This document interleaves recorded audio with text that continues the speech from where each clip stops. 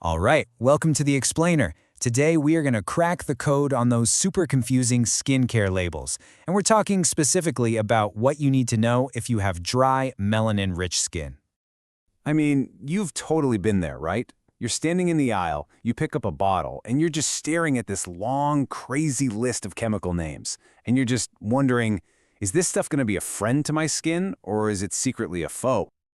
You know, for those of us with melanin-rich skin, it's not just about finding a moisturizer that feels nice. The stakes are actually a lot higher. The wrong ingredient can cause irritation, and that little bit of irritation, it can lead to those stubborn, lasting dark spots. That's what we call post-inflammatory hyperpigmentation, or PIH. And that's exactly why getting this right is so crucial. So let's do this. Let's become skincare detectives. Together, I'm going to give you a framework, a kind of roadmap, to investigate any moisturizer out there. The goal? So you can walk down that skincare aisle and feel totally confident in the choices you're making for your skin. All right, let's dive right in. Okay, first things first. We need to identify the good guys. You know, the ingredients that are going to hydrate, soothe, and protect that all-important skin barrier. Okay, so think of this in two parts. First, you've got your moisture magnets. These are things like glycerin and sodium hyaluronate. Their job is to pull water deep into your skin, kind of like a sponge. But what good is that water if it just evaporates, right? So, part two is the seal. You need ingredients like squalane or sunflower seed oil to come in and lock all that goodness in. That 1-2 punch is absolutely fantastic for fighting off dryness. But it's not just about hydration, right? Your skin barrier needs protection too. So you're also on the lookout for powerful antioxidants. Think vitamin E, think white tea extract.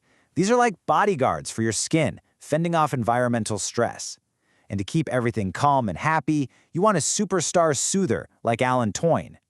Oh, and here's a pro tip. If you see cetearyl alcohol on a label, don't freak out. It's one of the good guys. It's a fatty alcohol that actually helps condition the skin. It doesn't dry it out.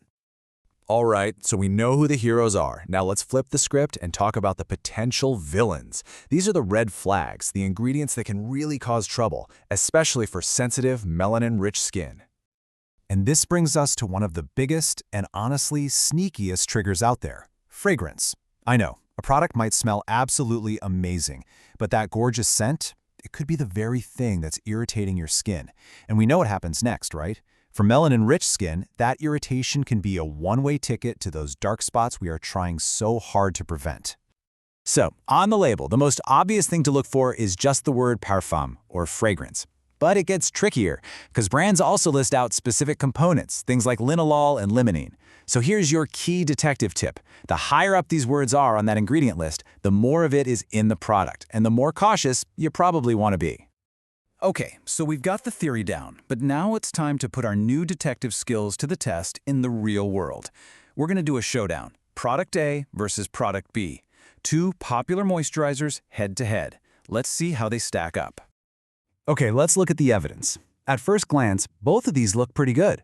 They've both got a strong lineup of those hydrators and antioxidants we were talking about. But our investigation uncovers a shared red flag. See it? Both of them contain fragrance. And if we look closer at product B, there's another potential player here, retinol. Now, retinol is a powerhouse. It's a form of vitamin A that can do amazing things for the skin, but it can also be way too intense for some people, especially if your skin is sensitive. So, after looking at all this evidence, what's the final verdict? Which one wins? Well, here's the thing. It's not a simple case of good versus bad. As you're about to see, the right choice really, truly depends on you and your skin. Let's break down product A, the lightweight lotion. This could be a fantastic choice for you if your skin is dry but not super sensitive. You know, you want that hydration, but you hate that heavy, greasy feeling. Perfect. But if you know your skin freaks out with fragrance, or if your skin barrier is feeling a little weak right now, then yeah, you're going to want to proceed with caution on this one. Okay, now for product B, that rich cream. This stuff is an absolute powerhouse for really dry, flaky skin. I mean, it's packed with all those rich butters. But, and this is a big but, that potent mix of retinol and fragrance, that makes it a much riskier choice for the delicate skin on your face, especially if you know you're prone to that post-inflammatory hyperpigmentation. So, what's the game plan? It's actually pretty simple. It's all about where you're putting the product. For your face, Product A is probably the safer bet, but you absolutely 100% should patch test it first to make sure that fragrance doesn't bother you. Now, for your body, think elbows, knees, heels, those really dry spots. Product B and its rich formula is going to be an amazing choice. And you know what? That's really the big secret here, this whole skincare detective thing.